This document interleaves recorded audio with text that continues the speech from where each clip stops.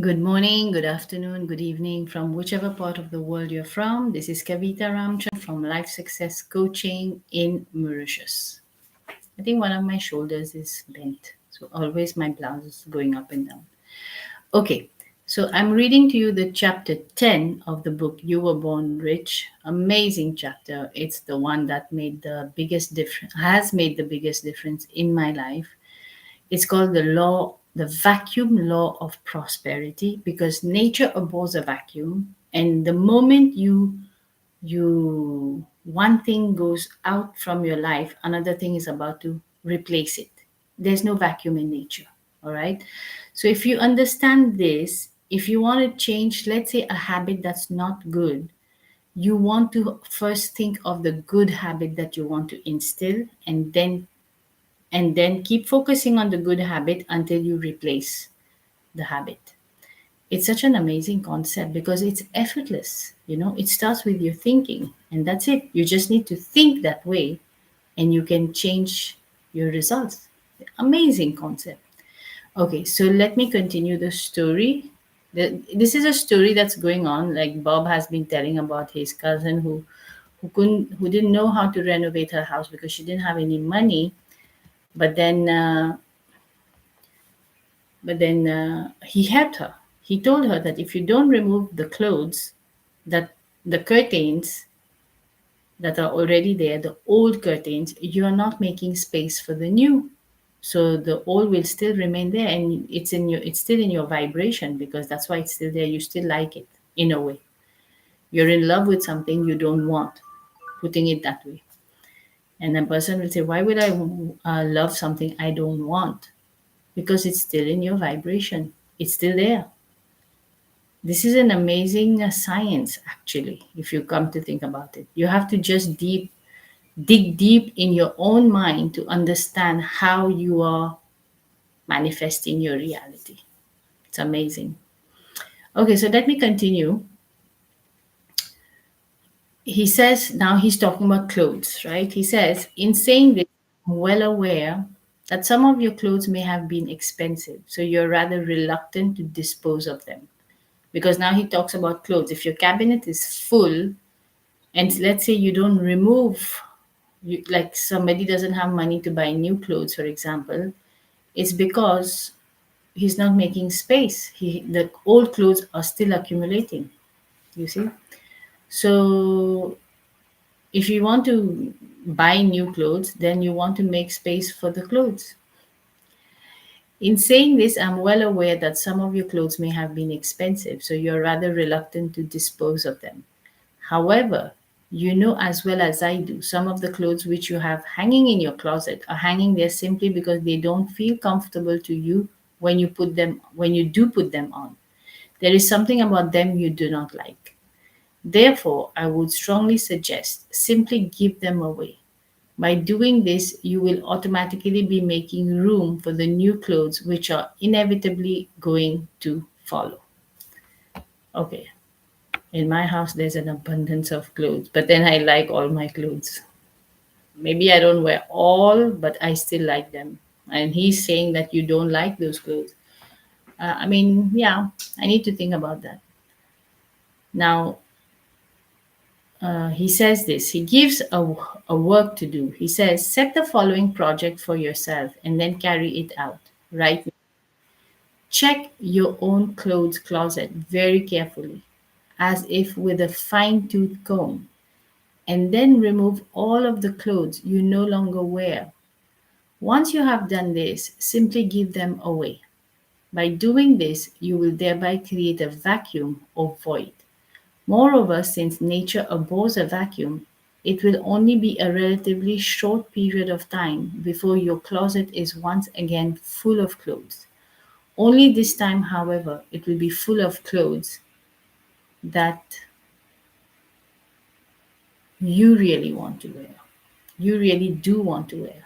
So, this is an example about clothes that you want to buy, new clothes. Everybody likes to look good, right? Now, here I want to point out something.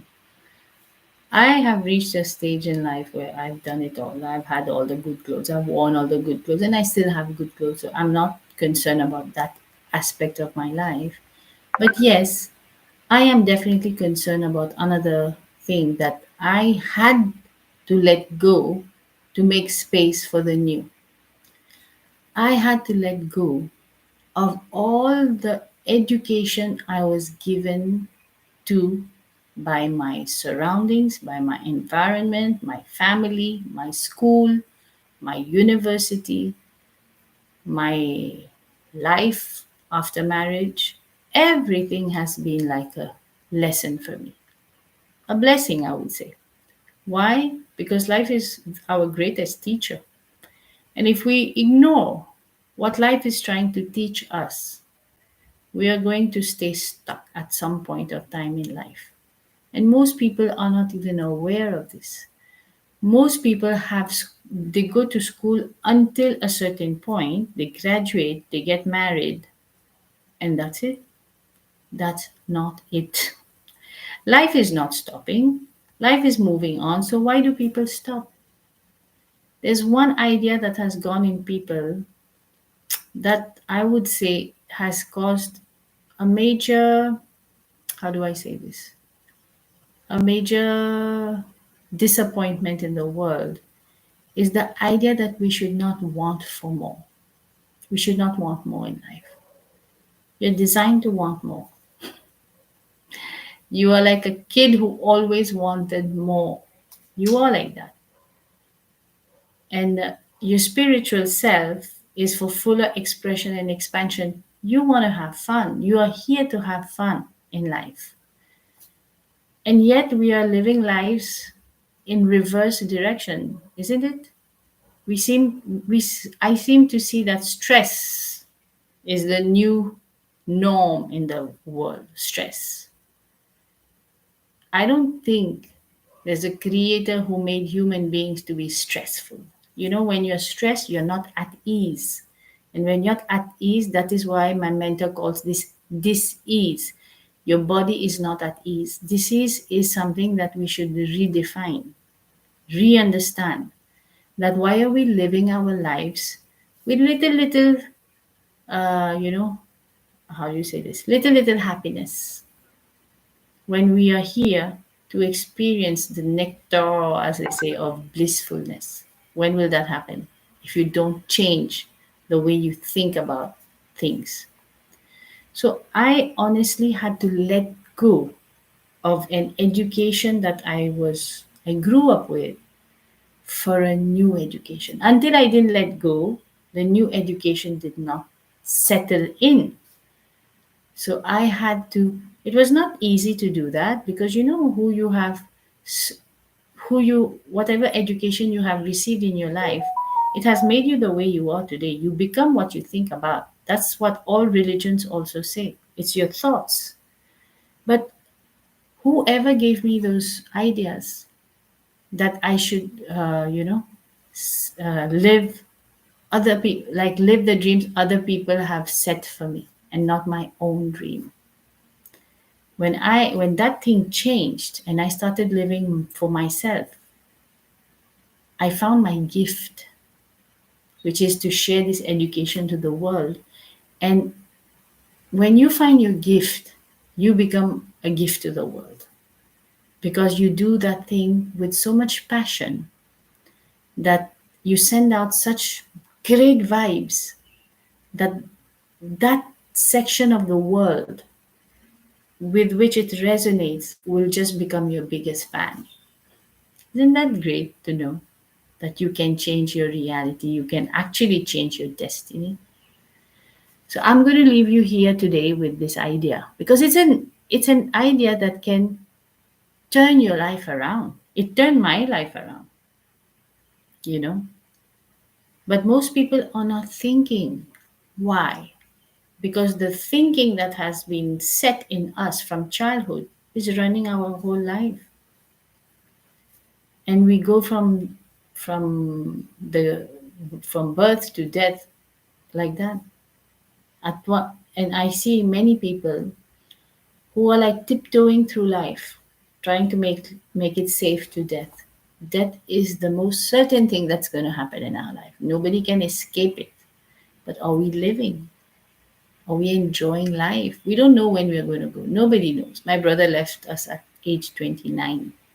I don't think he thought that he had only this many years to live. But we are living as if we have all the time in the world.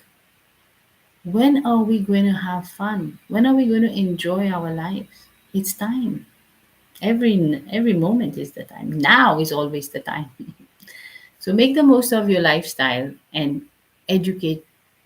Today, the for me, the new weapon to bring peace on earth is education. If we just get an education of the truth, our life just changes around like night and day. Our world changes like night and day. It's the most phenomenal concept I have come across, most phenomenal education that I have come across, and I wish to share this with the world. So thank you very much for being here, and I will see you on Tuesday. Bye bye. Sorry I couldn't do my live yesterday, so that's why I'm doing it today. Bye.